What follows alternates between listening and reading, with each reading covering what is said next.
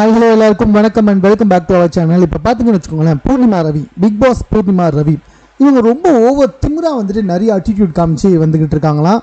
இன்னும் 1-2 படங்கள் கூட வந்துட்டு முழுசாலாம் நடித்து முடிக்கல. செவப்பி அப்படின்ற ஒரு படத்தில் மட்டும் நடிச்சிருந்தாங்க. அதுவும் வந்துட்டு ஒன்றும் பெருசாலாம் எங்கேயும் போகலை. அதுக்கப்புறமா அன்னபூர்ணி படத்தில் நம்ம நயன்தாராவுக்கு தோழியாக நடிச்சிருந்தாங்க, அவ்வளோதாங்க. மற்றபடி ஒன்றும் பெருசாக இன்ன வரைக்கும் எந்த ஒரு படமும் நடித்த மாதிரி தெரியல.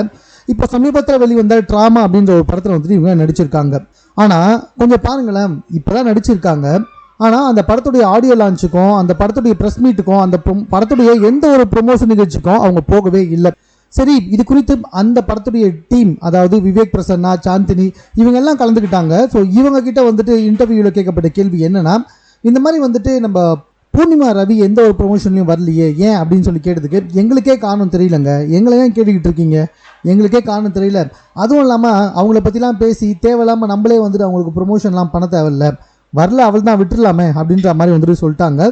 இது எல்லாத்துக்கும் மேலே நயன்தாரா வந்துட்டு ப்ரொமோஷனுக்கு வரமாட்டாங்க, அந்த மாதிரி இவங்க வரமாட்டாங்களா அப்படின்ற ஒரு கேள்வியை கேட்டதுக்கு, ஏங்க நயன்தாராவும் பூர்ணிமா ரவியும் ஒன்றா அப்படின்ற மாதிரி வந்துட்டு மூஞ்சல் வச்ச மாதிரி பதில் சொல்லியிருக்காரு நம்மளுடைய விவேக் பிரசன்னா.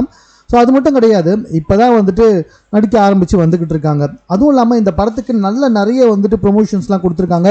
ஆடியோ லான்ச் கிராண்டாக பண்ணியிருக்காங்க. இந்த படத்துடைய இசை வெளியீட்டில் வந்துட்டு விஜய் சேதுபதி வந்திருக்காரு.